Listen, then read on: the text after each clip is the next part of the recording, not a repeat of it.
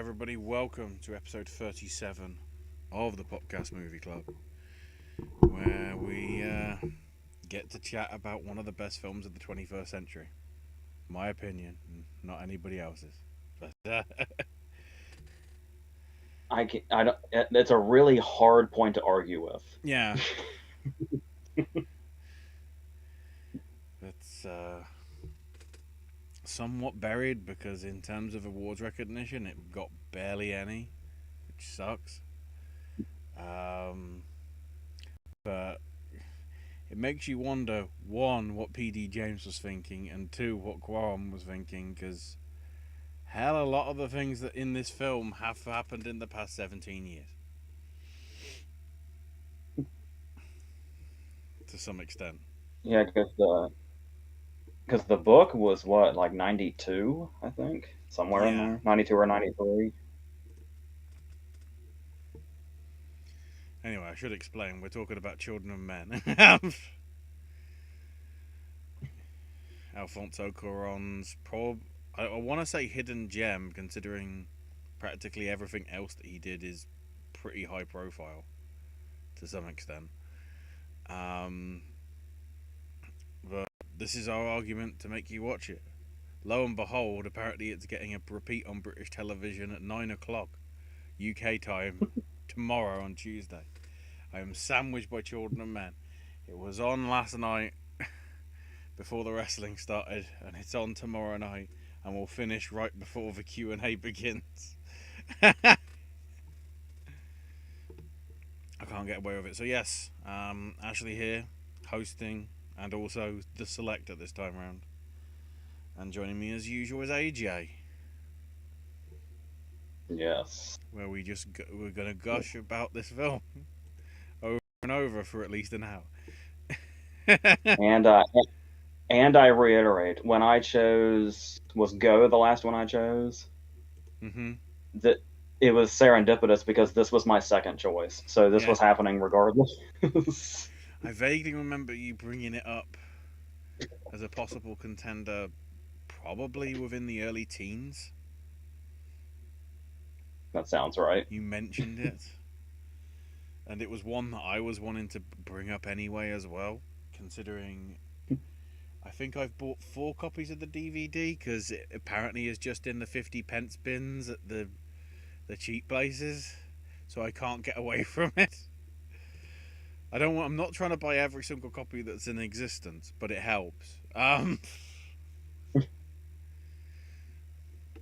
Uh, I mean, just what the weird thing is, considering what I've already recommended, I feel that this would make a good double bill with V for Vendetta. I could see that. Yeah. The dystopian future and everything. But yeah, everything about this just is brilliant. We'll talk. We'll go to chat. Not immediately first because Brian comes in and makes kind of a spoiler, which we won't want to address before we actually get to Bry's question or Bry's statement about it. Um, but clearly, this was intended for big things because it debuted at Venice back in '06. Um, I feel, I feel like I remember it being. It was a big deal at the time to the people who had seen it. mm-hmm. And I wish I would have just turned 16 when I saw it in the theater. And I really wish, I mean, I liked it when I saw it in the theater, but I wish I had been able to appreciate it to its fullest extent at that time. But I think I was just too 16 to do that. Yeah. because Um, I because remember this seeing the is trailer something a that lot in relation to other films that came out that year. It was always on there on the preamble, pretty much. Sigur Ros's Hopipola playing over and over again.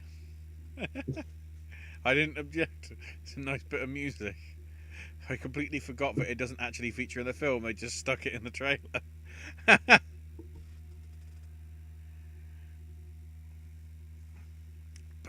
yeah, there's like the way it just ballsily starts as well.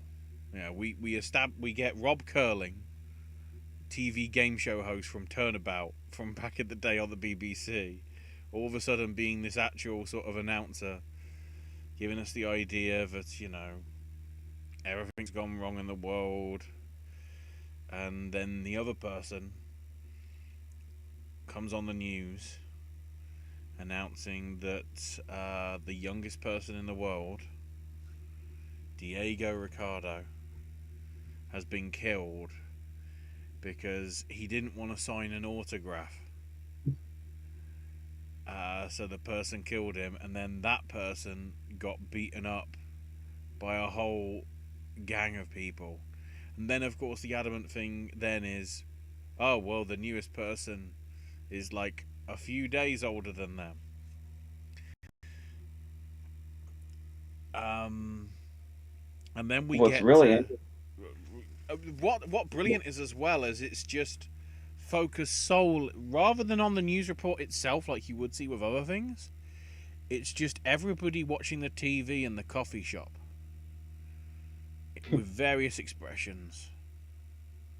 Crying, stunned into silence, just staring vividly, just so brilliant. And then it's only then that Clive Owen as Theo just walks in and gets his coffee.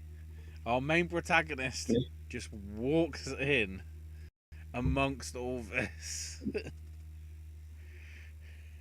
Yeah, because the thing about that is it sets itself up in this really harrowing way by showing us that, where it's like them seeing the news of Diego's death is like watching people watch the Kennedy assassination or 9/11 footage in real time.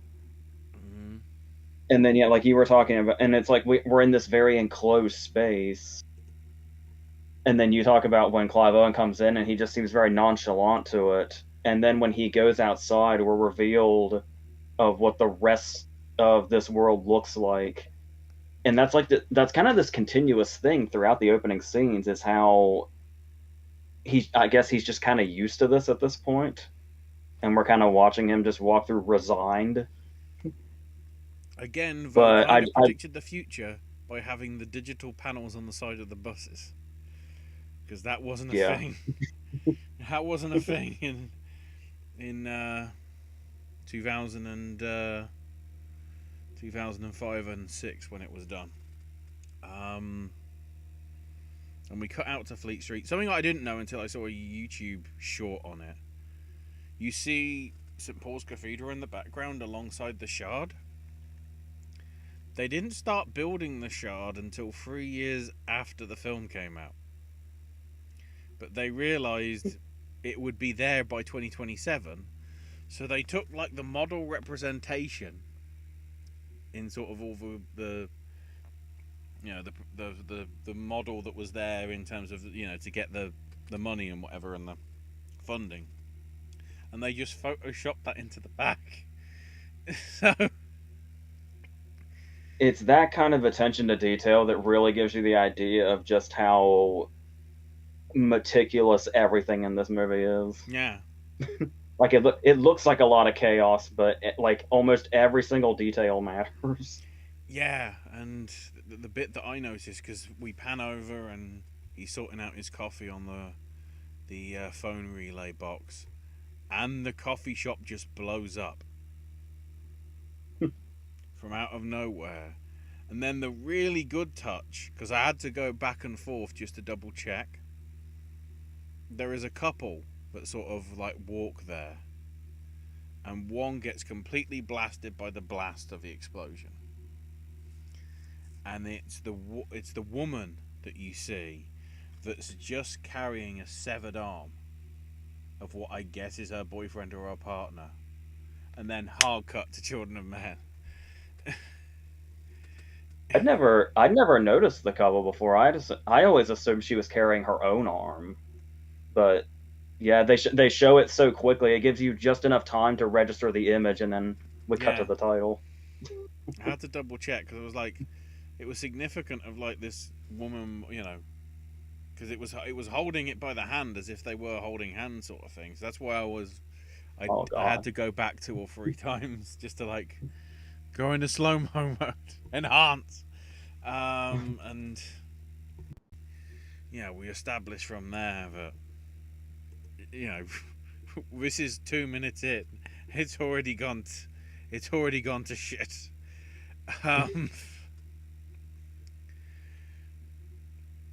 then we didn't transition through to him just coming to terms with everything, which is basically just an excuse for him to go meet. I'm trying to work out what relation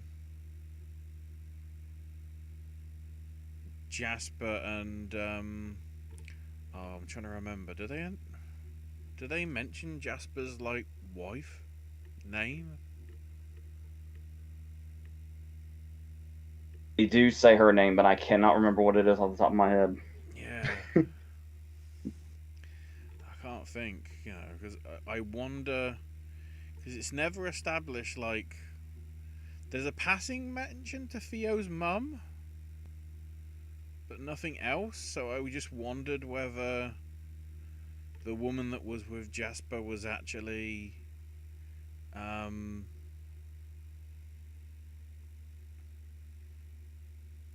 um, whether that was his mother or something.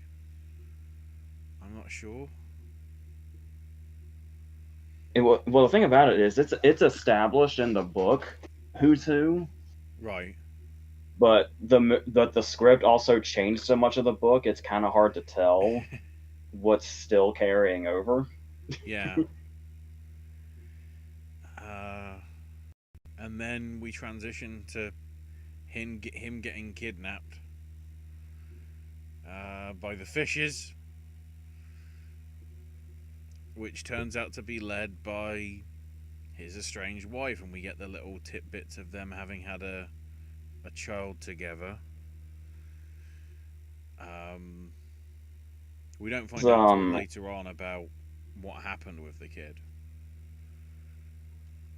yeah, this is where I'd like to bring up some of the differences in the thing about it was when you picked this, I was going to try to get the book from the library and read it in time for this video. But when Owen dropped out, that significantly reduced the time that I had. So I was only able to get to like 70 pages into the book so far. And a lot of it is like the book's only like 250 pages. This page 70 is after he's just had his first meeting with Julian and the group. That's how much we lay out Wow. where we are. And there's a lot of things I'm kind of surprised. First of all, in the book, Julian and his ex-wife are two different people.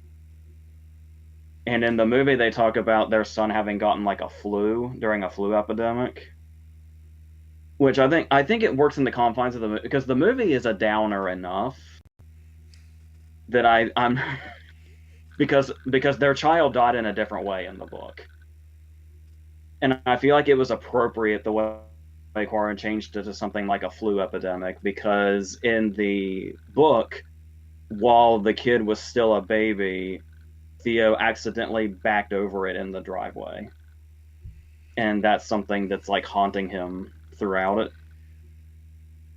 Yeah, But in a the thing, sense, another, the switch to the pandemic for sure. I mean, it sort of relates then also into sort of it could be another thing that led to everybody having the infertility issues. Something genetically happened when everybody got the flu back in '08.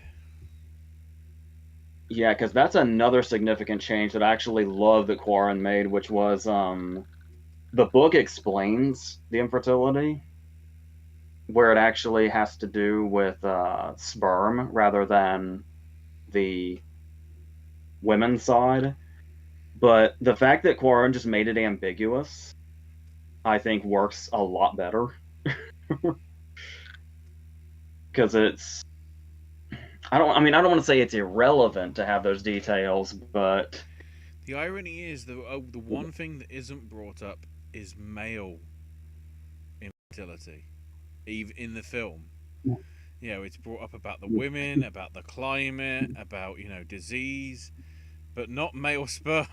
So it's like I'm gonna take what the book says and make it the opposite.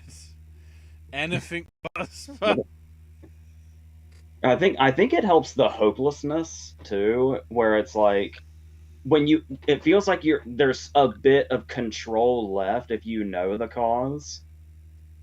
But if just nobody knows how we got to this point, it kind of makes it makes everybody feel more lost, and it feels like the apocalyptic doom is kind of coming more than if you actually know what the issue is.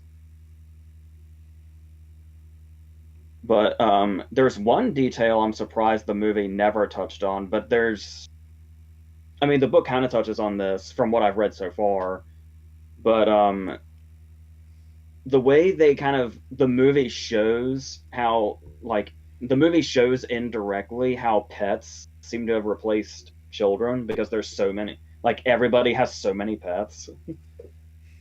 There's there's a whole thing in the book where people start raising baby dolls like they're actual children. This is such a crucial part of the book. The the book that I had, the cover of the book is just a picture of a baby doll. Like that's how prominent that is in the book. Yeah. And there's some really strong scenes with that. There's also something I love, and maybe I honestly cannot remember, but this could just be me. I can't remember if the book explicitly describes most of the scenes I've read so far being set at night when Theo's just kind of walking around. But in my head, I pictured them at night. So when I was rewatching the movie after that, I was appreciating how I mean I love the way it looked in my head because the by the way, even though I'm only 70 pages in, if I finish it, I feel like it's going to be one of the best books I've ever read. The how how vivid that book is and the way it like builds its world. Like even stuff like we get a lot of background on his and Zan is the name of Danny Houston's character in the book, and we get a lot of their background and the way he describes like staying with him over a holiday, and he describes the bedroom, and it's like it's and that's only, like that was only like 15 pages in, and he's just describing his bedroom he was staying in when he was staying with his cousin, and I was just like I don't think I've read anything this vivid, and how like I feel like I can feel like you feel like you're in Theo's body when you read the book, and it's wild. But anyway, talking about how I seem to remember visualizing the scenes from the book at night. The way Carmen plays most of the scenes that show us everything in daylight, so it's like really clear to us what we're looking at and what's going on and what state everything is in.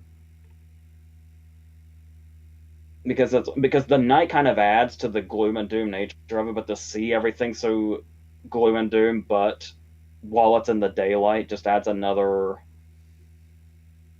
what I was saying before about how it just kind of feels hopeless. Like there's feelings of reality, but and there's feelings of like how we were in 2006 and how we are now, because usually movies that are set in the future make everything look like really sleek and like it's just like lights. And this is like it still looks like what we know, just little touches like the bus or like the building details, like buildings that weren't built yet. And so that's to make the future feel that realistic. I feel like also adds to the power of the movie, and yeah. And then we jump into King Crimson. Called Crimson King, Yeah. which is, I think this is the very first time I heard this track, and ever since it's sort of been there as a sort of earworm. Uh, and it's annoying that I don't Oh, hear it more often, but I'm guessing that's because King Crimson are very protective of using it and whatever. I would have thought. Because I love the significance of that shot. That's the scene where he's driving to Nigel's, right? Yeah, he's in the back of the limo And the way driving the way to we see this Nigel's place, and the way we see this car that might as well be a chariot going through like all the chaos.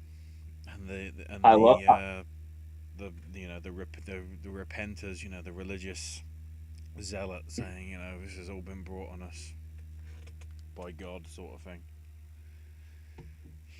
and just the way it really shows visually the distance between the people who are powerful and the people who aren't. Hmm. Like there's the moment with Danny Houston where he literally said they're talking about it and they're talking about how he has the ark and all of the art in it, and he says like in 100 years nobody's gonna even be around to see all this, and how do you deal with that? And Houston just kind of says I don't think about it. And there's things that you do say that about, like you hear people say that a lot where yeah that's a bad thing but I just don't think about it. But to see this guy who's living at the top of a tower in power say that he's not thinking about literal extinction says so much and feels so real. Like it's definitely something you'd hear somebody in a position of power say in real life in a situation like this Well, to with be great fair, ease. he does have the pig from Pink Floyd's Animals album, literally recreating the album outside his window. um, but that in itself, of course, is an interesting nod because, of course, Battersea Power Station basically became Tate Modern, which was a home for art and everything. So it's just it got adapted into an art collection to be preserved, sort of thing. In which case, the people from Equilibrium will set the thing on fire. Um, although to be fair, Kind of. the Venus de Milo's leg had been, or the leg had been pretty much taken out and replaced with a scaffold tube or something.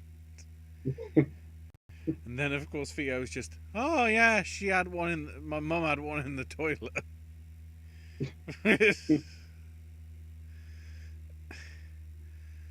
There were with all that was in the first 70 pages of the book, I was kind of wondering what might have maybe been shot and then cut out of the movie. But I was surprised when I looked at the deleted scenes on the DVD that I have, which is like the first DVD of it that came out. Mm-hmm. There's just three short deleted scenes, and there's one that's just like an extended version of when Theo's walking the streets. There's one where he has an interaction with his landlord about the rent, and then there's one of him and Nigel in the ark looking at a painting. It kind of shows the ark a little more, and that's as far as deleted scenes, at least on this DVD, that was it, Yeah, which I found really surprising. it does seem to have been when it said, when this would be in consideration for adapted. Boy, did we adapt it. Yeah, The themes are similar, but a lot of the results and where it goes and stuff. I mean, to some extent, I understand what's happened because when Julianne Moore as Julian was brought in, she was playing the role of Julian, and at the time, it was originally set to be the childbearer, which lines up with the books, at least from what Wikipedia tells me. Um, as opposed to, Julian actually just being the leader of the fishes instead, and all that. yeah, yeah. Because in the book, Julian has a husband, and that husband is the leader of the group. Yeah, At least as far as like that, that's about where I cut off in the book. So that's is pretty much all the information I have.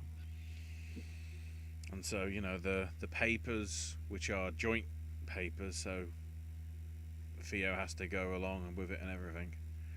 Um, so they head off towards the rendezvous point with Luke driving, and then here come here comes long shot number one. Well, no, that's probably unfair because I guess the opening would be considered a long shot, even though it's a couple of minutes.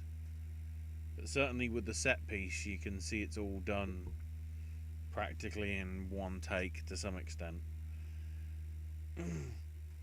With I think that's the ambush, and you know that something's weird is going on because the bike pulls up to the side and then pulls back as if it's getting verification. Because this doesn't look like police people. This looks like some weird militia thing, and they do that, and they try taking out Theo as well, but he sorts one out with the car door and whatever, and then they get pulled over by police, and Luke kills the two policemen, which arguably sets off the chain of events to some extent as to what's going on. So they head off to the Fish's safe house. But yeah, it always surprises me at the end when we get to the credits, and Julianne Moore is second in the credits, despite the fact she gets offed within about 30. yeah. You'll see on the DVD we have a credit order as well, and yeah, you would think she's a major character there, but Yeah, it's not really how it goes. it should. Um, If anything, it should be yeah, Chiwetel. yeah. If Chiwetel was the Chiwetel of now, I'm assuming he'd have an above the title Yeah. credit. But that's what I love. I think this is why I really started to love this movie. The more I saw it was, and it might seem like I don't know if you'd say a shallow way to look at it, but as far as the things that appeal to me, as far as the movies that I love, the fact that when you see a movie like this at its surface, you'd probably think it was like obviously it's doing the post-apocalyptic thing, but also like it'd feel more like a drama. Is kind of what you might be expecting, but then once this scene happens, this first attack, the movie's basically a non-stop thriller from there, and kind of this low-key chase movie also. And I feel like that the more I saw it, the more that really started to appeal to me as far as what this movie is. Because when you take in the first half hour or so, it kind of seems unexpected. This is what the movie turns into. Mm-hmm. Is something that's this nonstop and this suspenseful, and yeah, I think that's something that has really value. Like you say, yeah, it's a nonstop thriller and kind of a chase movie, um, just on possibly one of the grandest scales we've seen at Yeah, least in the decade of 2000s. yeah. And then we follow on with that with the scene of the pregnancy reveal, very Botticelli esque, which as I saw in sort of various things on YouTube, there's a lot of artwork that is referenced throughout the sort of piece, like the woman crying on the side of a street that her son is dead, channeling sort of Guernica and things like that, and the what was it, La Pietra, which Nigel mentions they couldn't just stop from being destroyed when they tried to rescue it or whatever. Um, but this is the first one where you certainly see that, because first key reveals she just takes the top off, which is where we get the one bit of nudity, which is why it's a 15 certificate. But then the way that she holds herself across her chest is very much in the sort of Renaissance style of God knows how many things. Um, Not just Botticelli. And then it comes to the, as you say, the sort of the high stuff where Luke doesn't know what to do. But the idea originally from Julian was this ethical human project that supposedly exists somewhere in the Azores and is hoping to find a cure for the infertility problem. Which Key is adamant that she'll have the baby at the safe house and then they'll go with it as fit. And then, because it's a thriller, we transition to, this must have been one of Charlie Hunnam's first big gigs, I would have thought. Because when I saw him in the credits, I was like, I completely didn't realise that was him. Yeah, because I think Green Street Hooligans was his breakout, and I want to say that was just the year before. Yeah, Green Street was. I love the fact in America they had to add the word hooligans. Over here it was just Green Street. Um, then again, then we also got Green Street 2, 3, and like 55, or it feels like it, so. Which is annoying because the first one was good enough. Um, but yeah, like I never cottoned on to the fact until I saw it in the credits again at the end that it was him.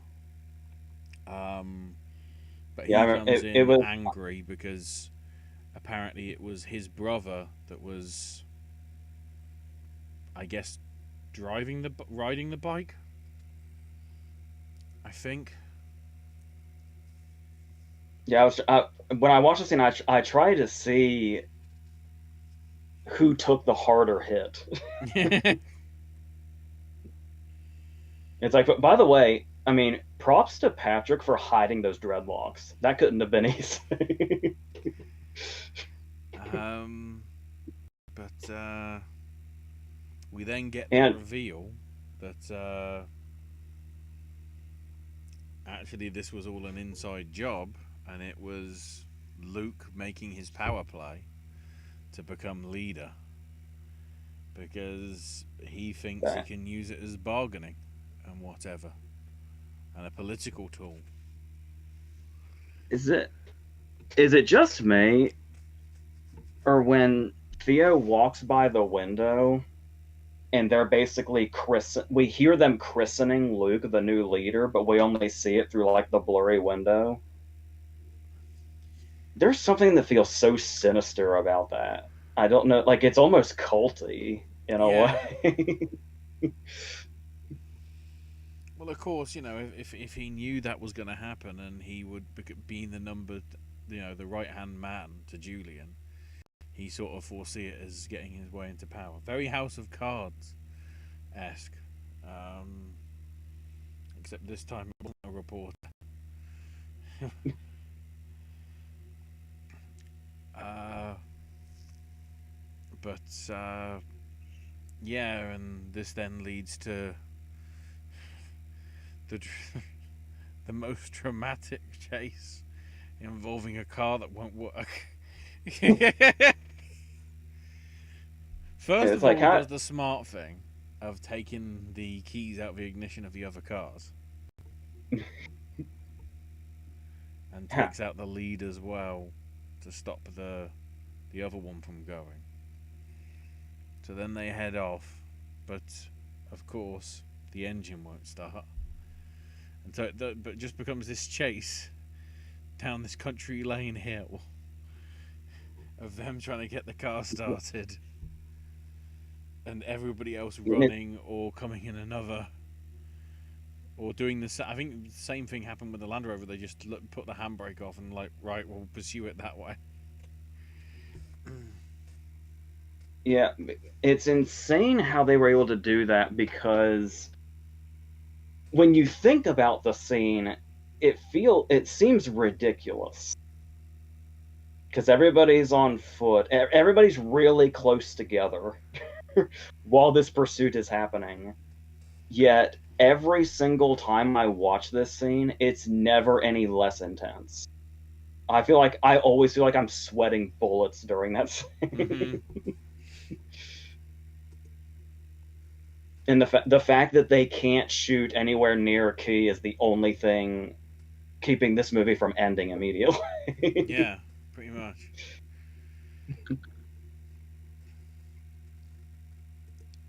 Um, I also Go ahead. I had something else to say, but I'm gonna guess by what you said, it's gonna be something that Brian brings up later. So I'll mention it I mean, then. not entirely.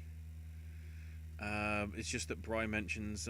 I was surprised that Julian got killed off like 30 minutes in.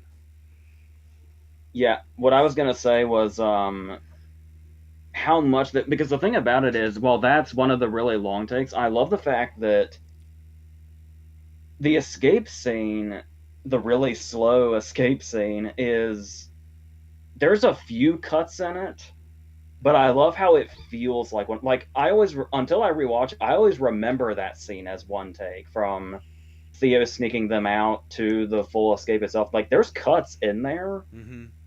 but it feels like it's one long, like one unbroken bit. Yeah.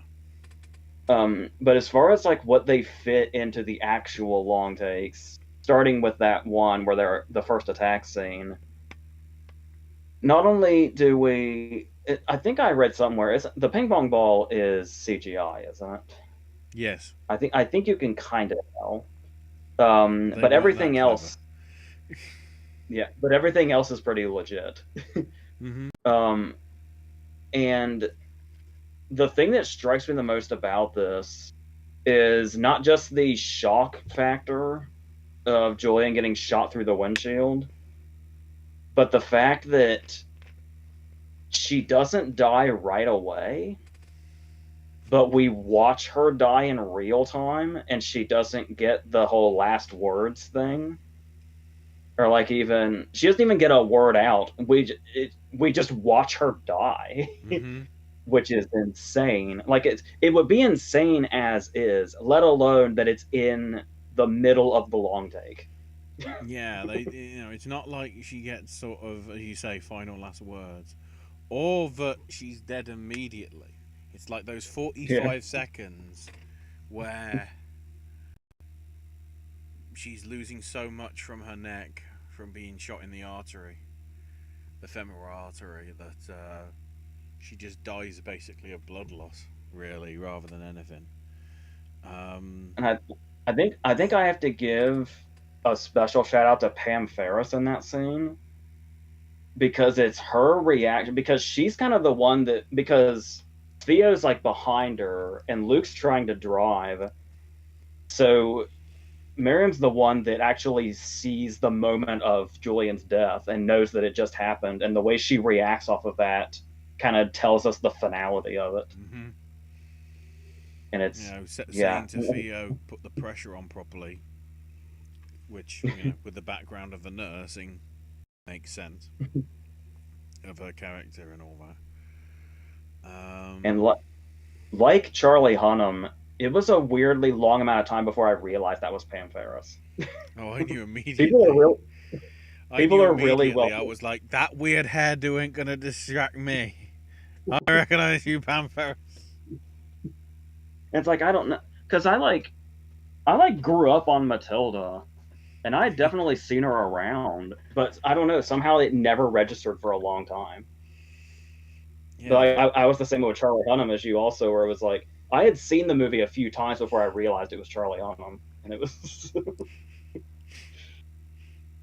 Um, Going into the chat because I don't know how many things that Josie's left yet. Oh, there's a bit. So Bry's comments first. Out of the 5 films I've seen from Quaron, I prefer watching Y Tu Mama Tambien, Gravity, and Azkaban. But this would definitely be ahead of Roma. Admittedly, that's the only 5 that Bry's seen. Because I'm trying to think which ones am I missing in terms of his other stuff. I mean, there's there's probably a few. There's probably a few Spanish language ones that I'm thinking of. I can't think of. I mean, Well, A Little Princess and Great Expectations are in his filmography also. Because it always blew my mind that the G-rated A Little Princess is by the guy that made Y Tu Mama Tambien. yeah. Like that was like even before Quarum was like really a thing. That was something where I was like, oh, that's interesting. I find it fascinating as well. He hasn't done anything since Roma. Then again, Children of Men and Gravity took like 6, 7 years, so maybe it takes that long for him to work out what he's doing. I say that, or I would also buy that he's just exhausted given the movies that he makes. Okay, the only thing that I see that he is doing at the minute actually is television. Uh, a thriller miniseries with. Wait, which network? Okay, it doesn't have a network. Oh, it's Apple TV. Okay, there you go. But it's got Blanchett, Kevin Kline, Sacha Baron Cohen, Cody Smith McPhee, Leslie Manville. Wow, We'll get all this the is. good It's got a good shit. cast. Yeah. Um, and it's all written and directed by him. I think it's the first time he's the first time he's done TV since Believe, that show that was on NBC that was so good. The 13 episodes didn't even come out. It was only 12. They got rid of the other one. That sounds exactly like NBC. Yeah. Sadly. Um, Bry mentions that it was a flop, grossing only 70 million on a $76 million budget. I really, I really hate the word flop. I always have I because mean, it's such a it came negative. damn close to breaking even. And then again, I don't know whether that's the global box office or just the US box office. Quick to Box Office Mojo. Because it's such a negative connotation, and it's like to put that label on a movie like this is just unthinkable to me. Because when I hear like flop, I don't just think of financially unsuccessful. I think of unsuccessful all around. I think that's why I just hate the word so much in this hmm context. I mean, what probably didn't help with its release, and Bry does mention it was released on Christmas, which to me is always usually a death nail, because Christmas usually means it's either a big family film that's coming out that time, or it's just the awards contenders that probably get a limited run and then go wide, which Children of Men did, but because Brian mentions it came out the same day as the Black Christmas remake and Notes on a Scandal, and it was sandwiched between We Are Marshall, The Good Shepherd, and Night at the Museum the week before, and then Freedom Writers and Happily Never After the week after. Yeah, you would never suspect that 2007 ended up being one of the best years for movies maybe ever because the beginning of 2007 was not great. Well, yeah, the first top 10 list of '07, which is when Children of Men went wide from like 10 screens or 10 theaters to like 1,200, which itself means it's somewhat of a disadvantage to other films that have like 2 or even 3,000 theaters showing the screens. We Are Marshall was at number 10, followed with Rocky Balboa at 9, Good Shepherd at 8, Charlotte's Web at 7. Sorry, Happy Never After at 6, Dreamgirls was at number 5. Freedom Writers made it in at number 4. Children of Men got number 3, but was just behind by a couple of million to Pursuit of Happiness. And then, unsurprisingly, Night at the Museum, because it was in nearly no exact well not exactly, but 3 times as many screens as Children of Men. Took like $23 million, and in the week of Children of Men's big opening, I should say. So I'm ha- I'm having such a vivid flash because I saw like all of these in theaters, so I'm having such a vivid flashback now to that time. um, Brian mentions note that the Three Amigos filmmakers Del Toro, Cuarón, and Inarritu all released films in '06 and took half of the director's wins in the 2010s. there, there was a part of me that kind of wondered how much that had to do with which one, because it seemed like because in any other year, Pan's Labyrinth already did pretty well for being a foreign movie at like when the nominations came out, and then Children of Men did what it did a little bit, but in another year, I feel like those would have been practically juggernauts, and it's just like between the three, they kind of decided they were going to go with Inarritu for that year and go all in on Babel, which is especially interesting because Babel is great, but as far as having significance, like as time has gone on, you hear much more about this than Pan's Labyrinth than you do Babel.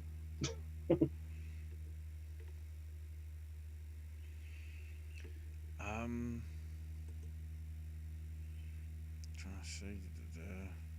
Bry also mentions at least with awards, no showed at the Globes, no showed at Critics' Choice, and the only guild that it made it in was the Cinematographers Guild for Emmanuel Lubezki's work, which is kind of surprising. I mean, admittedly, he'd done a lot of Quaron stuff from the past. I think he pretty much did everything, bar maybe Harry Potter for Quaron, and maybe not the. Oh no, he is working on Disclaim. so, so everything bar Harry Potter is a Lubezki cinematography deal. Um, If you wanna if you wanna talk weird things the Oscars did to this movie, the thing that's the most mind blowing, like you could say it should have gotten a picture nomination, which it should have. It should have gotten a director nomination, which is mind blowing in retrospect that it didn't. But what's kind of even more baffling than those is that it missed completely in production design. What the fuck happened there? all I can say is thank God for the BAFTAs. The BAFTAs got it right. Um, but yeah, Because even did I Bry did brings up I with BAFTAs, it got cinematography and production design and lost on visual effects to Pirates Dead Man's Chest.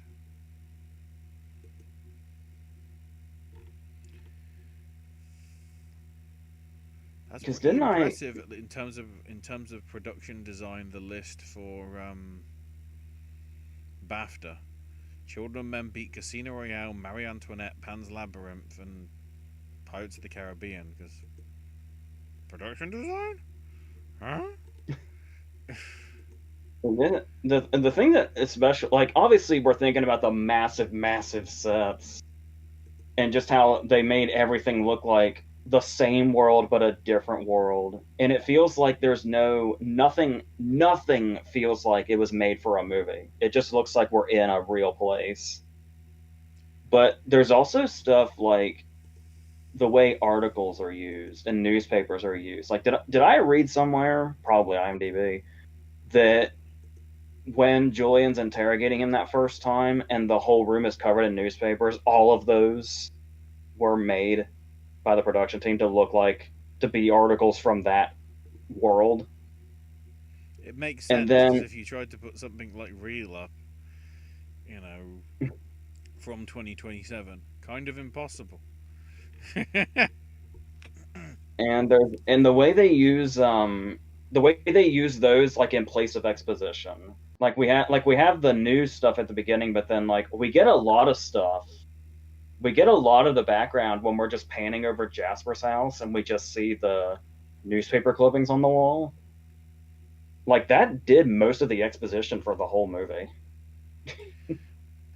Bry also noted it's odd that it wasn't up for Best British Film, yet United 93, an American film, was. That's it. The eligibility for that category is just kind of weird in general. And then mentions that the Oscars lost in cinematography to Pan's Labyrinth and lost in film editing, as well as the adapted screenplay to The Departed. In case you're wondering, no doubt we'll get to this when when we do the awards flashback sort of thing for the various categories. For '06, Pan's Labyrinth won at the Academy. The other nominees, the two I'll mention, which I think are fair, are Dreamgirls and The Prestige. Which makes me wonder, why didn't The Prestige make it in the BAFTA list? I guess they didn't like Nolan at that point. Got to wait a year for The Dark Knight, a couple of years. But then the two that I sort of don't get, Pirates of the Caribbean and The Good Shepherd. That, yeah. It's almost like, Those sort of seem like somebody just wrote them in, right? yeah, the Good Shepherd is one of those things where I haven't seen The Good Shepherd since the theater. And like Children of Men, maybe I wasn't old enough for it at the time. But in retrospect, all I feel like is that The Good Shepherd was one of those movies that was so Oscar baity. They felt like they had to put it in at least a couple of categories, just on Maybe. principle, even though it wasn't good enough to like break the top 8 or anything. And Bry also mentions that Cuarón directed, wrote, and edited this. So, Cuarón was as hands on as he could be. From what I saw, basically, he was wanting to make it for years, but the first opportunity that he had to, he got the Harry Potter gig, so had to do that instead. Yeah, Uh, between writing and directing and editing and making his own worlds, Cuarón doesn't really. I mean, Cuarón's got a lot of credit. Obviously, he's got like how many fucking Oscars at this point. But as far as that, I feel like he doesn't get enough credit as far as not on the same scale, but like he's kind of his own version of Cameron in a way. The way he's so hands on with his movies and how they take us to Cuarón takes us to more grounded in reality places, but still places that feel like we're taken somewhere else. yeah, for sure. Just the way he's just so hands on with it is like kind of beautiful. I don't know. Yeah. It's if everything is his. I mean, that's probably why it takes so many years for him to do. It's his baby. He actually cares about it. It's not get it done and shove it out sort of thing. Yeah, Um, we'll kind of I when we get to the climax, I feel like we can definitely elaborate on his movies feeling beautiful despite how grimy they often look, but how those things don't have to be separate things.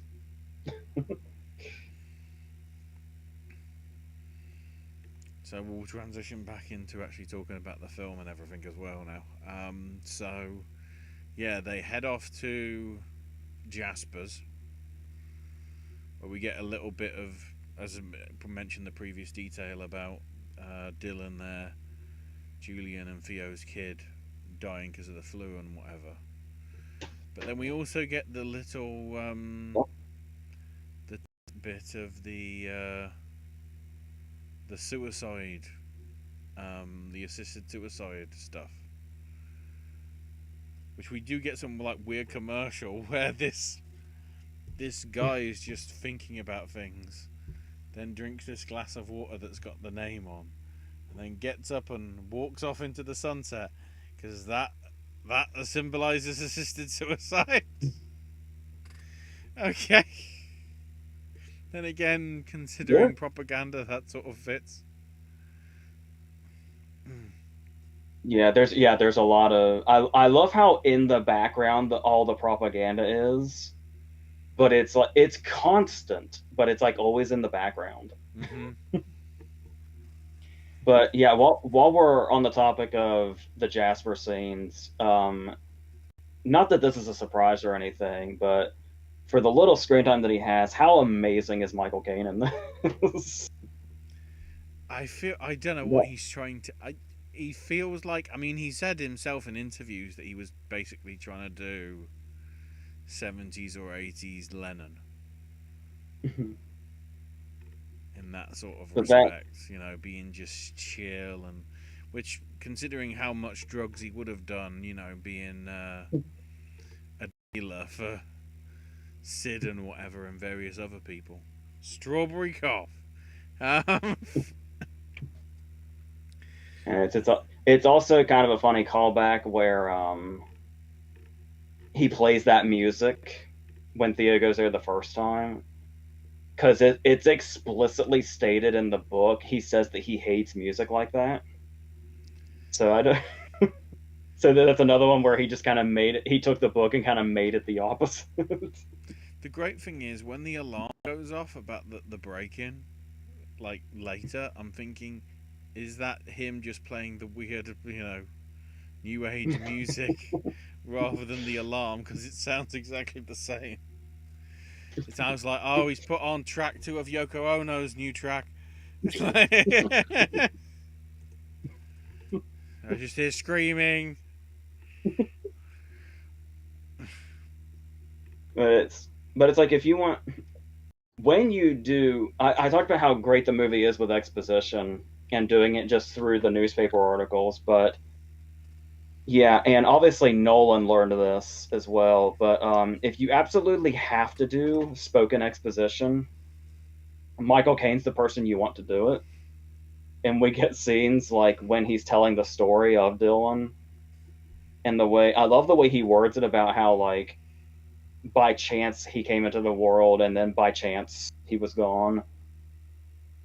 And whereas he does it because we feel for Theo in this moment because he's listening in, but Jasper's telling this in like the most tender way possible. At least that in the sense that a guy like Jasper's capable of. And but there's something so gentle about Caine in this that it's like I said, he's given a lot of exposition in his career, but it feels like there's something different about the Caine we're getting here also.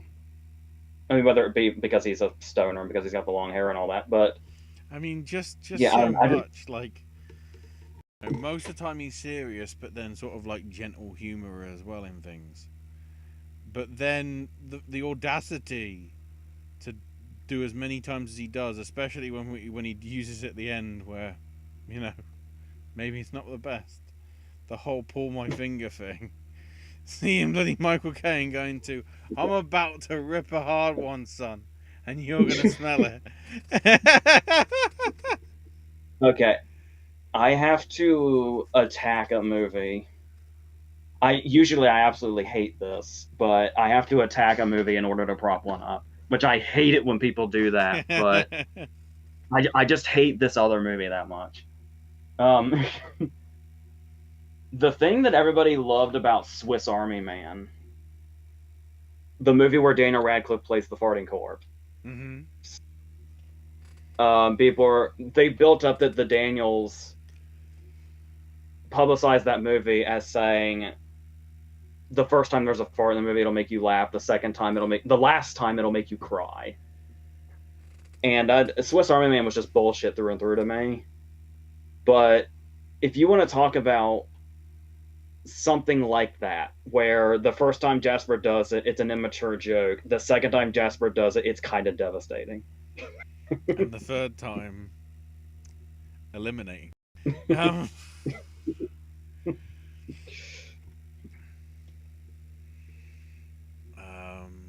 And I guess while we're on the topic of the tenderness, before we move on, I kind of feel like we should praise Clive Owen I was gonna mention because because with the tenderness bit, the bit where it's like so much happens in 30 seconds is he walks away from Julian's corpse as they're sort of burying it in the woods.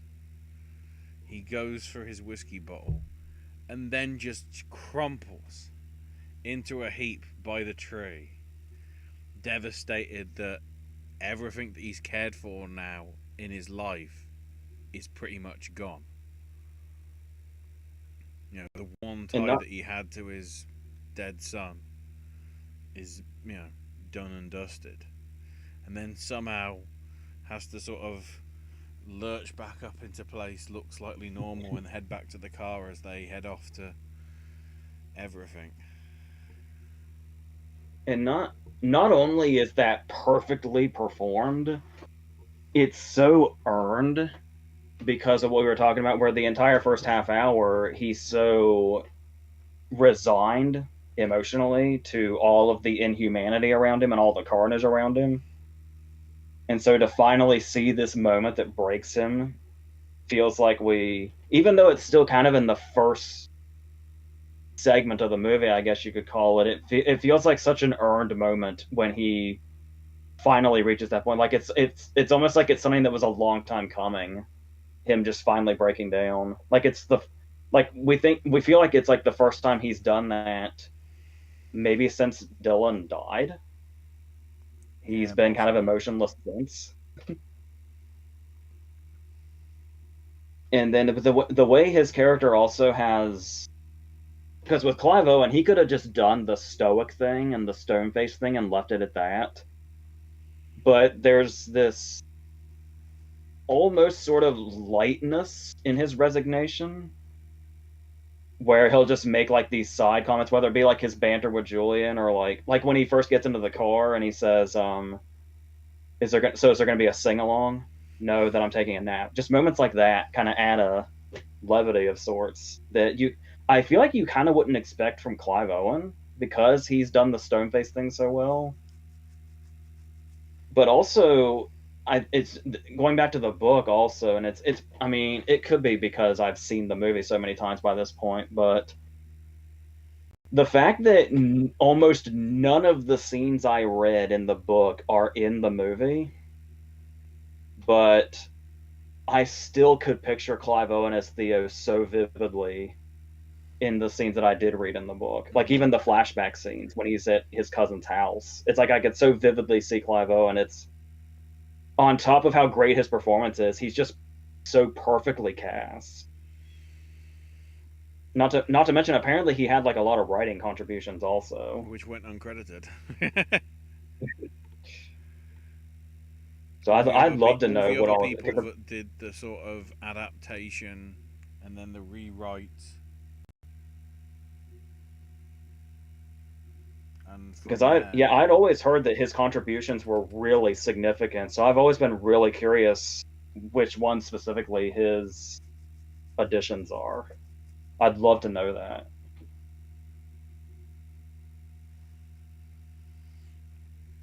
um, so yeah, because they forgot to bring the car in and just left it on the side of the road.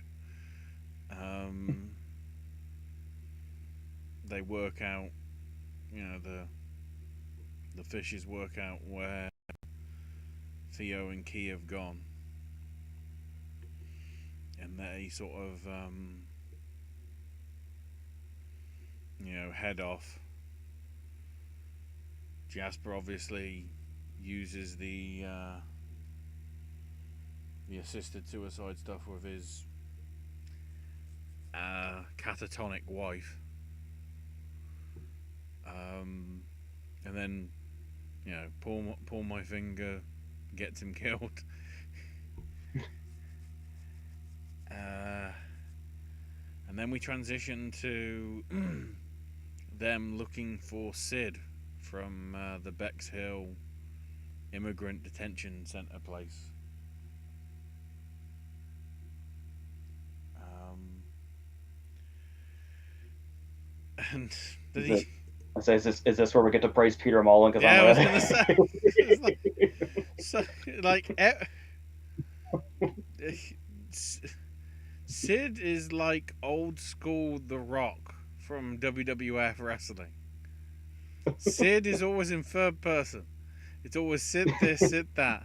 It's not me. I think even like towards the latter bits, when he becomes sort of a liability as well, and has to be taken care of in some shape or form. I think he even says like Sid's gonna get you. It's not like I am. It's still Sid. Like the definitive article Yeah. that is Sid.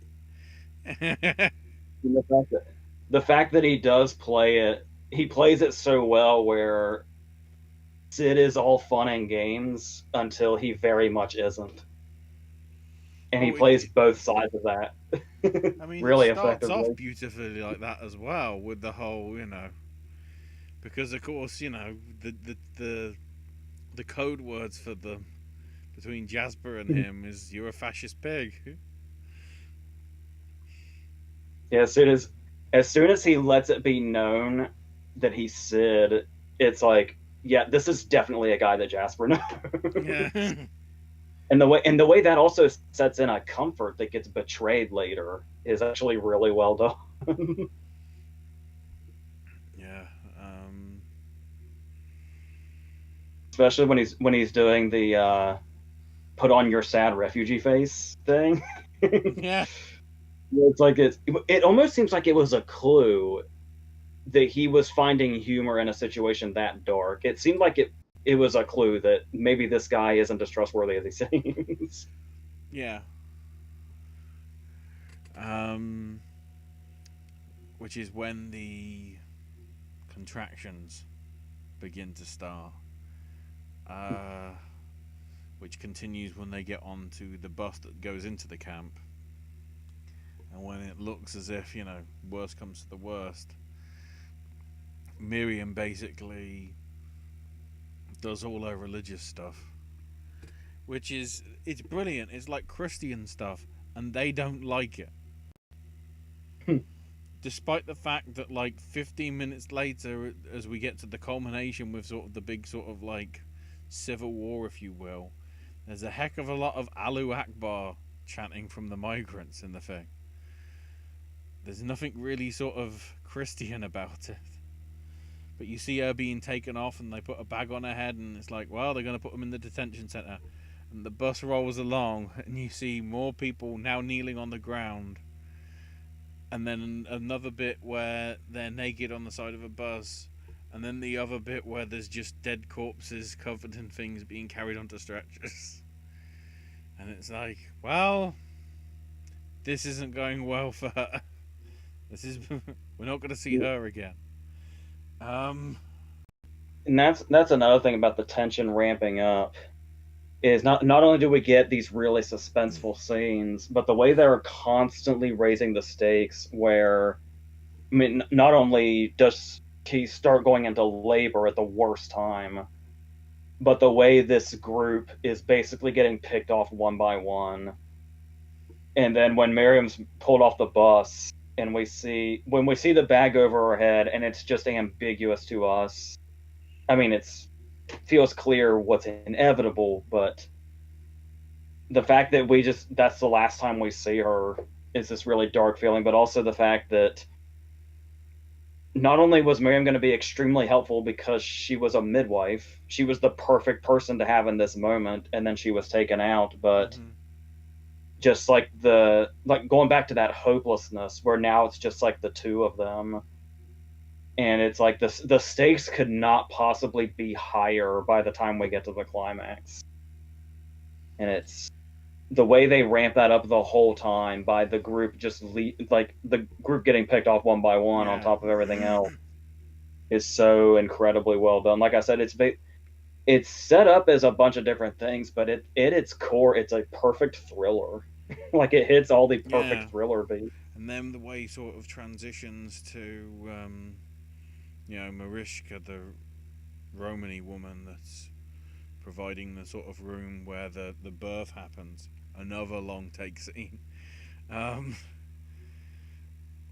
It's like it was. This was like. I mean, this is a pretty much a perfect scene, but it also feels like it was his practice round before the birth scene in Roma, like 12 years later. yeah, I see that. I see that for sure. I don't know, and that's another thing is what they put in long takes. Like I know there's so many parts of movie magic we know now, but I'm still kind of in the woods of how the birth effect was done. yeah. But, I don't I mean, think I they don't. touch on that in any of the special features on the DVD.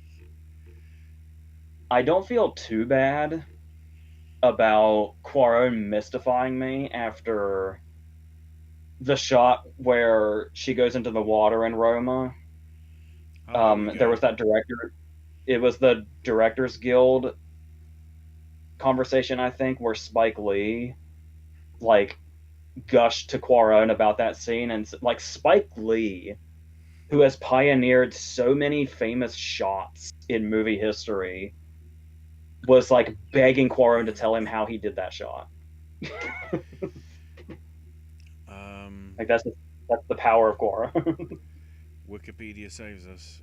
Tim Weber of Framestore was responsible for the single take of the birth, helping to choreograph and create the CG effects. Quaron originally intended to use an animatronic baby, with the exception of the childbirth scene. In the end, two takes were shot, with the second take concealing her legs, replacing them with prosthetic legs. Quaron was pleased with the result of the effect and returned to previous shots of the baby in animatronic form and replacing them with the CGI baby. Because there's shots where you can tell it's a CGI baby, but especially for 2006, that's a pretty good CGI baby. Significantly better than Bradley Cooper's baby doll in American Sniper.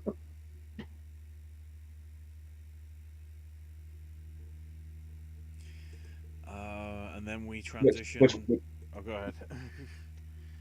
I was gonna say with Bradley Cooper using an actual baby doll in American Sniper, which weirdly coincides with the book. Can't think why we brought that up. Hey! Um, but then how it transitions basically to turns out while they've been asleep, civil wars basically broken out between the Fugees, which is the refugee term, and the military. Although that being said, it's probably been assisted by the fishes because they know that it's all at Bexhill. Um, so Sid's like, well, everybody needs you, so maybe I can use you as a bounty and whatever. And then we get another bit where you mentioning how it all splinters. You have the bit where they get through the door and they can't get through it because there's crap on the other side of it, so they can't fully open it. So Mauricia goes through, and then she takes the baby, and there's that 5 to 10 second shot of like, oh shit, what the hell's gonna happen now? We've got to find this woman. And then it's like, no, this is actually a good person. They come back in to help the key through the door, and then it's just Theo's got to deal with it himself. Just about dodges the bullet, and then smashes him in the head with like a TV monitor or something, some sort of screen, I think. Yeah, I love the switch there where when they first get there, it's like Sid's the helpful one and she's the one that we're unsure about. And then the way that completely switches by this point. And how brilliant to make a character immediately trusted by the audience where by giving us that 5 seconds where we think she's stealing the baby and then we're so relieved when she just comes back.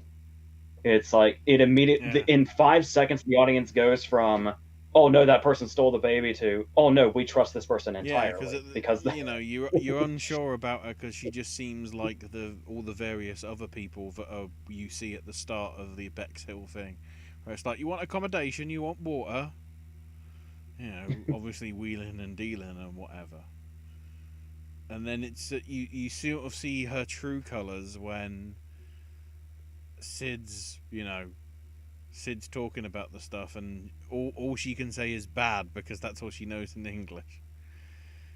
You know, he bad, bad, no trust, which turns out to be I true. can't I can't think of another instance in a movie where we go from not trusting somebody to completely trusting somebody in the span of a few Yeah. seconds. Um. Then Key and the Yeah. baby sort of get ambushed and kidnapped or whatever by the fishes, and Theo, I'm gonna I'm gonna go ahead and say now, when we do these and when I like watch the movie again, I sort of write stuff down just to make sure I don't forget to say anything mm-hmm, that I really want to mention, or if it's something that I want to put in like particular terms. mm-hmm, Once I wrote down some stuff about Peter Mullen, I just stopped writing because I don't know what can be said about this climax. Like it would be very difficult to try to describe this climax and why it's so great and do it justice, because it almost defies it almost defies somebody saying, "Wow, that was really well done," or "Wow, that was masterfully made." All of it feels like it doesn't reach the greatness that like the last 10 minutes of this movie does. yeah. The way You Theo can goes through the war-trodden streets of the camp and whatever, working his way through, confront you know confronting Luke, who's coming under fire himself. Um, and Luke's adamant that it's all right, it's all for the baby, and the baby, he's got a great future. And then Theo reveals it's not a boy, it's a girl. And then, like, suddenly enough of that is sort of catharsis for him.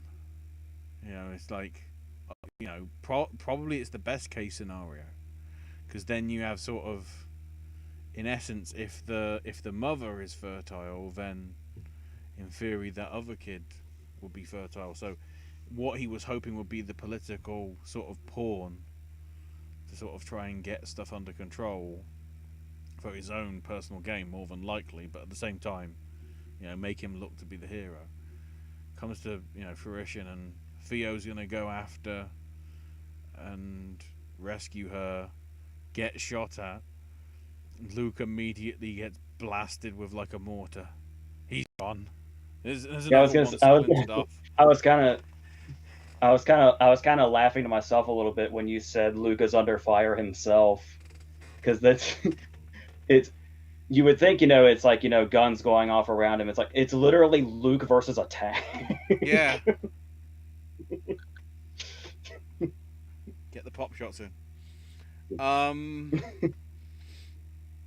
Yeah, and that's not even to mention the long take that leads into this final scene with Luke, and then it's which we get to the bit with he's found Key and the baby. Um, and they head their way out, and the fishes are sort of like, "Oh, we're gonna kill you," and it's just as soon as they see the baby, they are just in awe. Something that nobody has seen for what 18 years. They don't know what to yeah, think. like I said, what can you possibly, how can you possibly describe this scene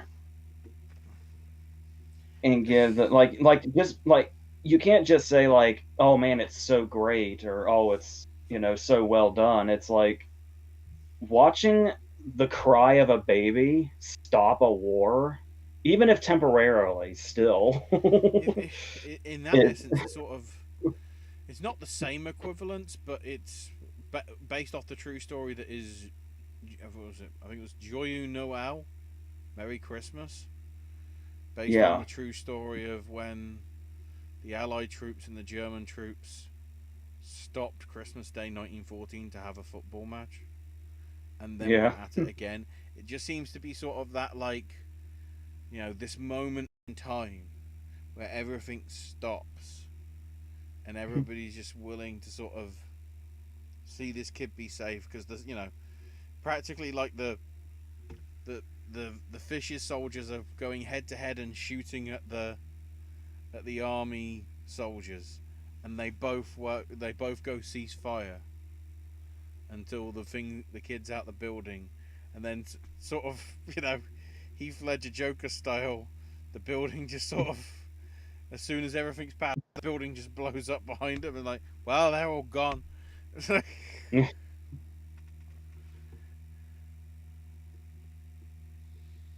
it's I mean and to talk about that long take also, where it's like fitting, because I've been critical of long takes recently where people just kind of do them for the sake of it. But I mean, to really put us in the middle of this war zone, the way this shot does, is feels, I don't know if I can say unprecedented, but it's, I think I especially love just like also the details that show us how legit it is, like when the blood hits the lens and just has to stay there. yeah, And I love that I'm going to assume that wasn't intended. And I love that if that's the case, that's the one they used. Because if he wanted it to be perfect, he could have stopped the take when the blood hit the lens. But to not only keep it there, but to also use that take is made it, that imperfection made it perfect, if that makes yeah. sense. And they head off to the boat. Mariska leaves because she wants to stay behind. Right as the army come in and start bloody airstriking the place. So I'm guessing there's another one gone. And they head off to the rendezvous point. And Key's like, oh no, I'm bleeding still. And just Theo's just resigned for obvious reasons. He's going, no, not Yeah, yours. It's mine. I I almost always forget that we actually see Luke shoot him, but just there's so much chaos in that moment we don't really register it until Yeah, that you just moment. get the sort of he sort of does a yelp or whatever in the shooting right before he gets tanked.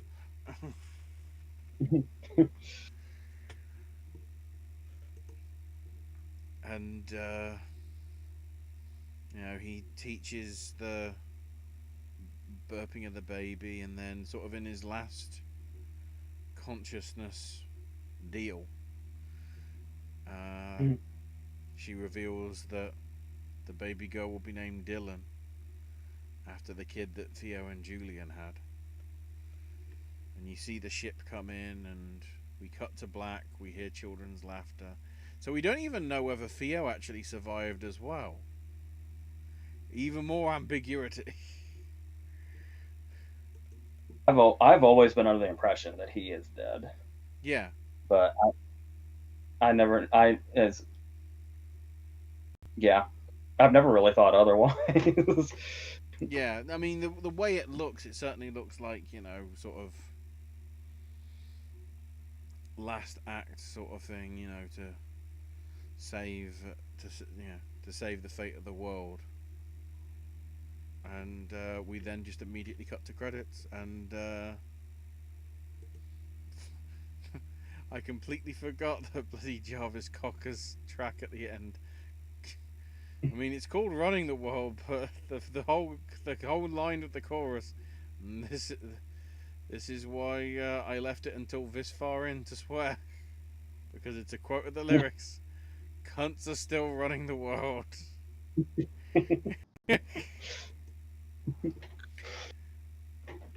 um, and then of course the Lennon track as well. Bring on the Lucy, free the people, which seems very Jasper esque. I would say. If I remember correctly, the sound of children comes back as the credits are ending too. Yeah, I guess they felt leave people slightly optimistic and happy than cunts are still running the world.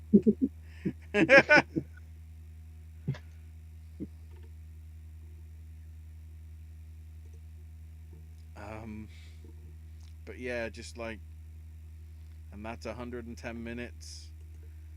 I will never get back in a good way. It's there locked as a time capsule to be there forever. Not to mention the credits are like 10 minutes long, so when the movie actually cuts the credits, it's only like an hour 40, which is for a movie like this that feels as large scale as this is very it feels very short. Hmm. And I give credit as well to speaking of that Jarvis Cocker song being in the credits. Um, Whoever did the sort of soundtrack work in terms of that stuff did a really good job. And then also the late great John Taverner and his sort of the score that he did for it, which is there quite a bit. Um, it's just you don't notice it, which for somebody with as big a classical background as Taverner had, sort of does make sense.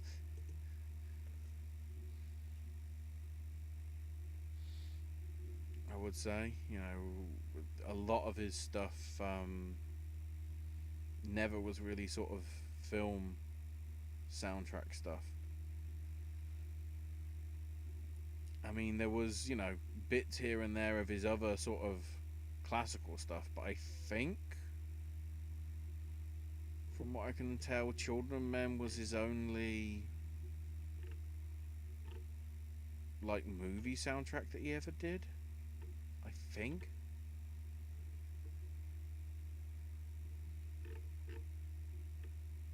Which probably, says a lot that, again, Quaron could get him, but,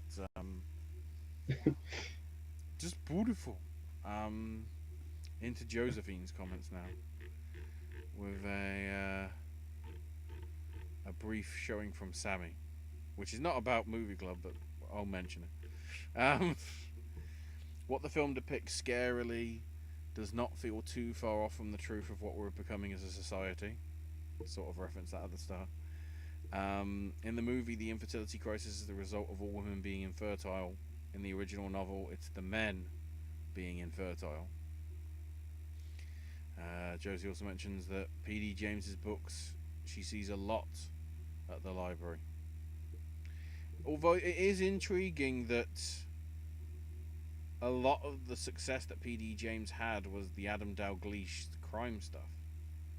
This is, I mean, I guess thriller-esque. You're obviously talking, it's pretty similar tones, but there's no detective stuff here.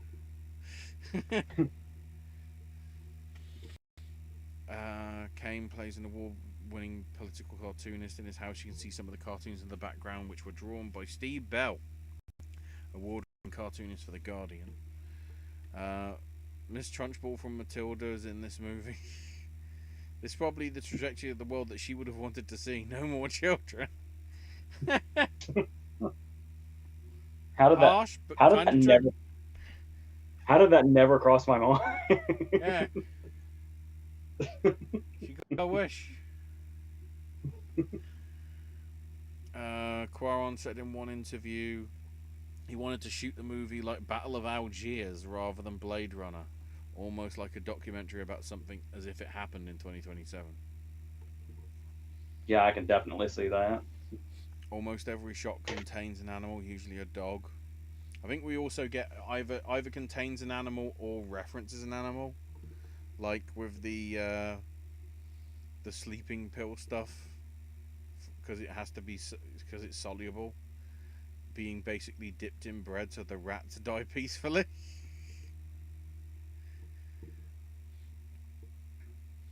Um, the statue of David seen in the Ark of Arts is an existing movie prop and was filmed intact. So somebody literally has a Michael Michelangelo's David with a scaffold leg.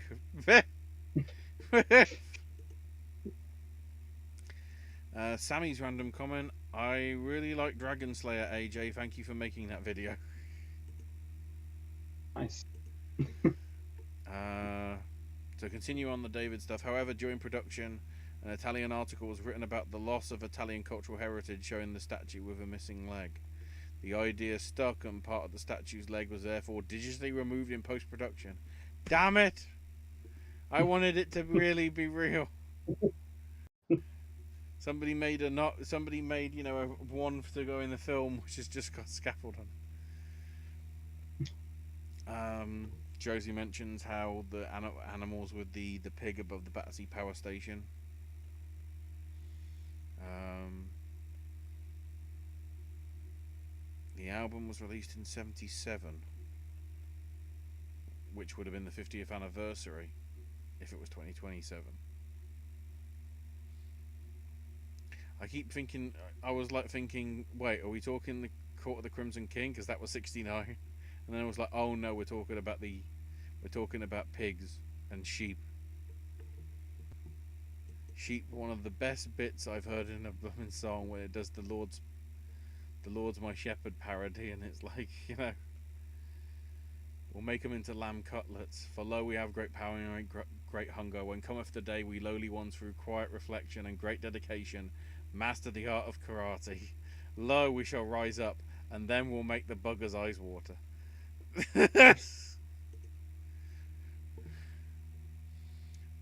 Pink Floyd on drugs again.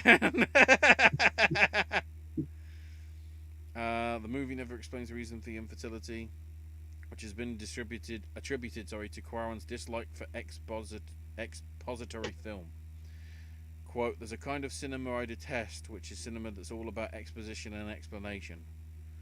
It's become a medium for lazy readers. Cinema's a hostage of narrative, and very good at narrative as a hostage of cinema. He even talks brilliantly. Josie also mentions the bit about the shard with the model being digitally added in. Quaron chose not to read the original novel as he feared it would compromise his vision for the project. Surprisingly, James was very satisfied with how the adaptation turned out, despite the fact it is very Yeah, different. yeah. I think this is I one of those. won't go into too much of it because you haven't read it yet, AJ, because you'll probably get to reading the rest of it, like you said, and probably one of the best books you've read this year, and maybe for it's going to go alongside Tarantino's book as like, yeah, this is on the top shelf. This is on the Yeah, top. what I think. Yeah, because as far as where I am so far, I think what really works is that usually it's annoying if a movie strays really far from the book, but the fact and maybe it does help a lot that I knew the movie really well before I started the book, but it does feel like they can really be appreciated as two different things, even though at the end of the day they're the same story. But it also just kind of feels like two different things that I both love. Yeah. All I'll say is, from what I've seen from the end, from what Wikipedia has told me, it is nothing like nothing like what happens in the film. I guess to some extent that's good because then you sort of are getting a like a different interpretation of it. It's not being too faithful. Anyway, when we first see Julianne Moore, she's in the interrogation room with Theo. Just after she states her name is Julian, you see a headline behind Theo that prominently says the word "more."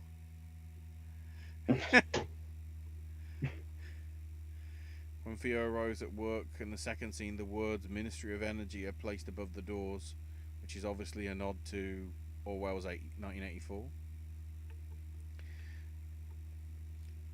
Wow! Thank you, Josie, for reminding me this. After seeing Charlie Hunnam's performance in Cold Mountain, that would have been a year before Green Street.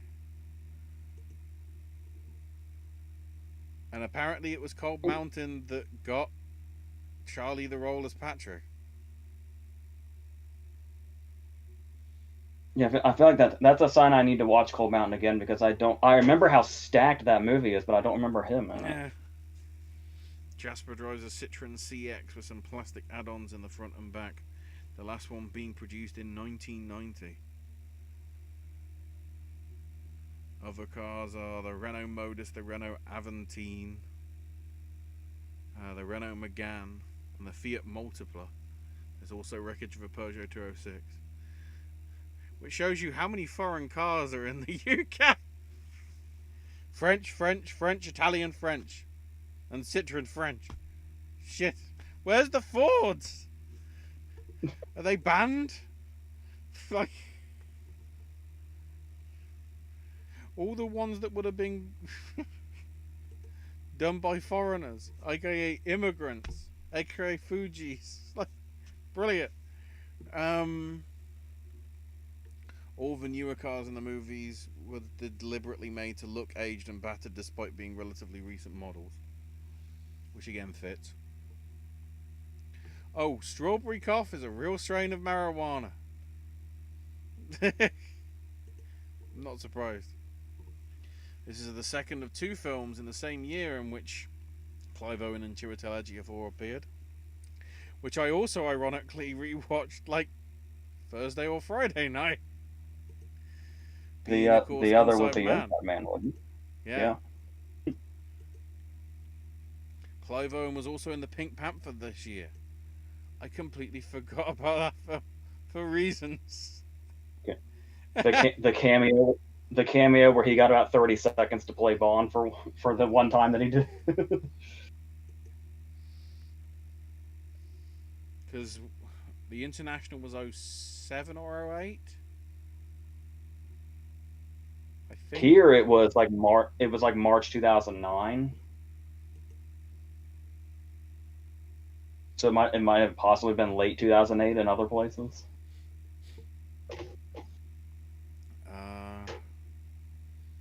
Kane's character looked like Dave Grohl if he was a really old man around Kane's age. I guess we'll have to see what he looks like in a number of years.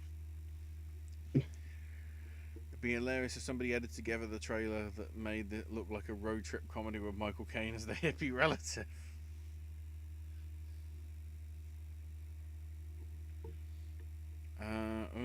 Replace one of the 5 lead male acting nods with Clive Owen. So we've got Forrest Whitaker for Last King of Scotland, Peter O'Toole for Venus, Will Smith for Pursuit of Happiness, DiCaprio for Blood Diamond, and Gosling for Half Nelson. I thought that was going to be hard. It's actually easy. I love Blood Diamond, and I love DiCaprio in Blood Diamond, but that nomination has always been kind of weird to me. I feel like it's pretty much only because The Departed was the same year. So I would take DiCaprio out for him. Yeah, that's the one I would have removed from the list of them for sure. Yeah, because those other 4 are too good. And then the other 5 nominees for Best Picture, if 0607 was a season of 10, could have probably been Children of Men, Pan's Labyrinth, Notes on a Scandal, Dreamgirls, and Little Children. It's still wild in retrospect that Dreamgirls missed in picture. The thing, the how well the I mean the Queen is really good, but what the Queen did in the top categories is a little odd to me. Like the fact that Frears would get in over like Cuarón and Del Toro is really weird to me. Yeah. And that picture, that's I feel like that could have been an incredible picture lineup, and then the Queen, as good as it is, sticks out given what other competitors were here. I'm trying to allow because I'm just looking at like the other responses and whatever, where Kermo put it in the top 10 films of the year. Um, Lots of firsts as well. Peter Travers of Rolling Stone giving it as far as to say second best film of the decade. Um, and even Rolling Stone said it's the best sci-fi film of the 21st century. I go to say He probably best film of the 20th. Travers gets a lot of shit, but for the most part, his taste is pretty good most of the time. What I'm intrigued about is because I saw that Ebert had it in number 3 position. So, and he didn't get round to it until 2007 because of his hospital stay and whatever. So the two films that he had ahead of it were kind of unsurprisingly Pan's Labyrinth, and then, wow, one that I completely forgot existed, Soderbergh's Bubble.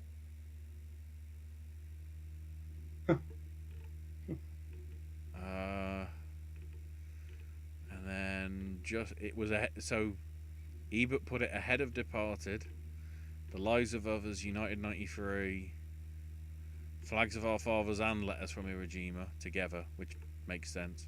Perfume, The Story of a Murderer, Babel, and Man Push Cart. But even Ebert says here the inclusion of the Three Amigos is emblematic of the stature of the current era of Mexican cinema. Little did he know. Little did he know.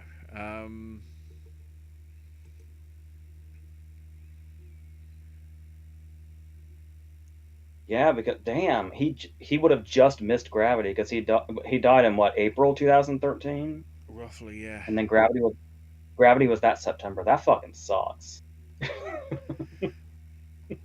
Uh, Josie credits you, AJ, with making the Kennedy comparison back at the start with the television screen thing. Also mentions the labour scenes so well directed and tense, and I just remember how much AJ hates birth scenes in comedies. Yeah, and Cuarón doing them is fine. Comedies, no. uh, Though, though, to its credit, Big Mama's House is how I learned the term midwife. So there we go. that's as far as I'll go. That's the real shit right there. Um, and Josie Josie mentions as well, AJ. After you finished reading it, would you consider reading more of P.D. James's books, be it the crime stuff or maybe? Because I think James did other sort of dystopian future things rather than just Children of Men. I'm pretty sure. Yeah, if Children of Men is any indication of her talent, yeah, I probably will. Yeah. Yeah, Innocent Blood, which is credited as a psychological thriller. as opposed to a detective story. And then I've seen a television adaptation of it, Death Comes to Pemberley, a follow-up of Pride and Prejudice that doesn't involve zombies, um, for a change. Um, it's sort of very interesting though that I've seen so many articles saying how this sort of was a accurate depiction of what was to come. I mean, that was the 10-year anniversary in 2017, and then there was another bit that I saw on YouTube of Francis Fukushima, the sort of economist, theorist guy, saying that Children of Men is his favorite film of all time, or one he recommends, just because it's something that it's a book that isn't looking sort of at a rosy future. It's actually trying to work out the accurate depiction of the downfall of Earth.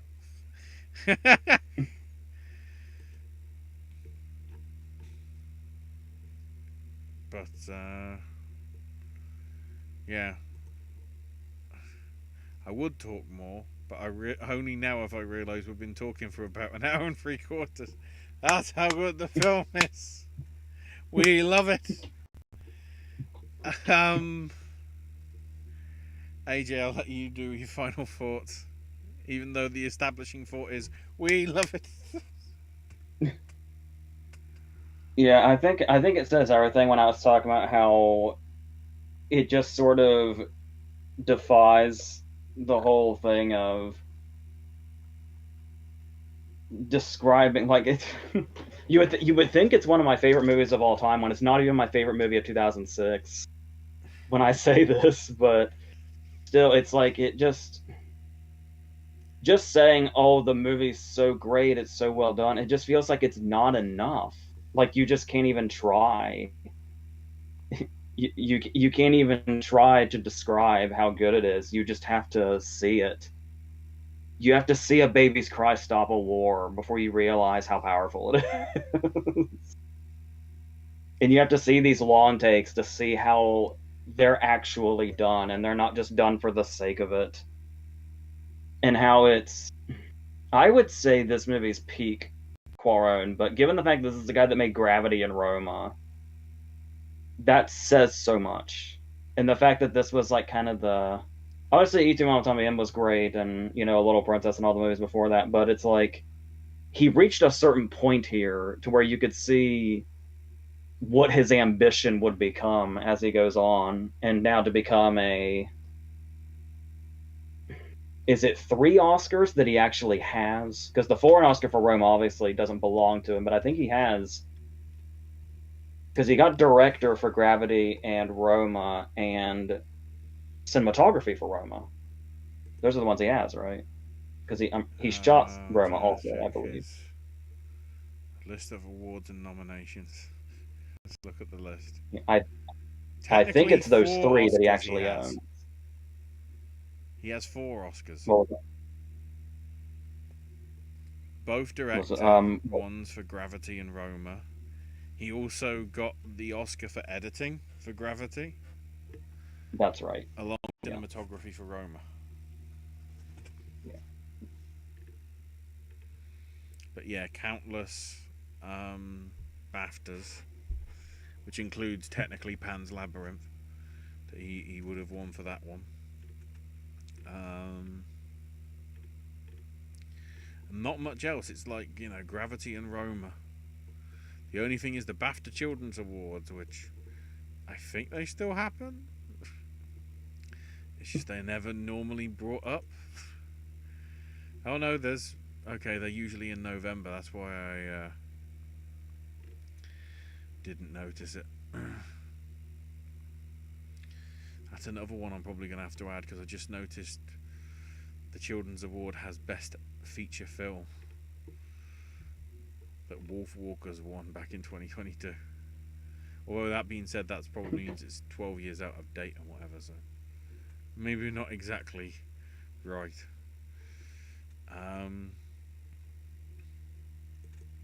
But yeah, just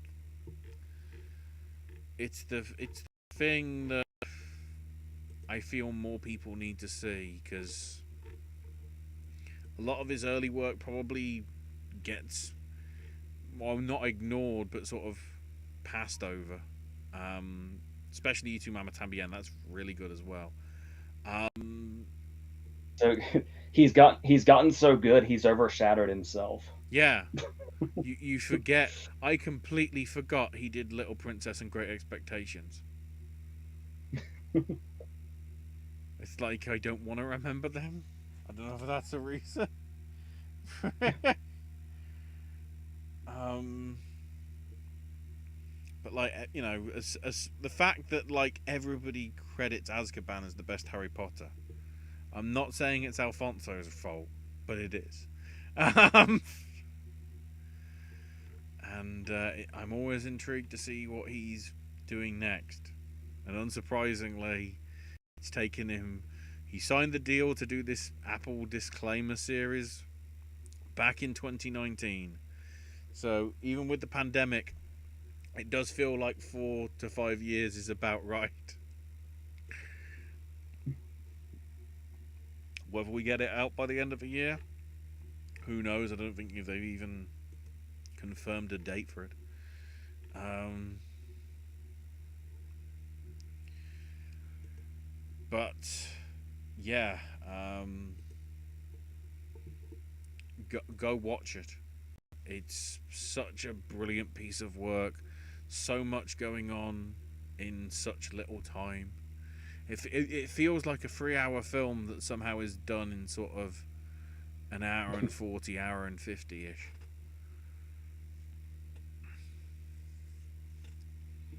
So, we will be back tomorrow. I'm trying to work out. Me and AJ probably have a conversation off air and try and work out what we're doing for the next movie club. Um, because because of Owen sort of stepping away, we have like a 1 week gap of movie clubs where it's like, what do we do? Because we had plans for October, um, and those plans are still going to go through. But I sense we need to do something to sort of fill the gap in between the two. So we'll try and work it out and let you know on tomorrow's Pop the Question Q&A as to what's going on with that. Um, there's loads of other content as well to fill your time. My gaming stuff and snack stashes, AJ's movie reviews and verses, of which he's taken over the baton. But you will be getting a video from me in the next day or two. I don't know whether to put it up. I might try and put it up as soon as the events, or as soon as the 24-hour event thing is going, so it gets more clicks. Because yeah, of course I'm going to try and abuse clickbait and people using it as videos to know what's going on, even though it's a curated run, so they're probably not, but whatever. And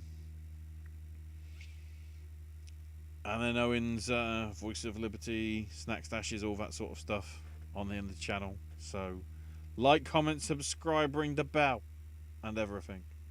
In terms of socials, Owen will let you know about all sorts of stuff for the network at Sir Owen Disney and at Popcast Network on Twitter X. I can also be found over there at Ash is My Name UK. AJ, however, does not have X.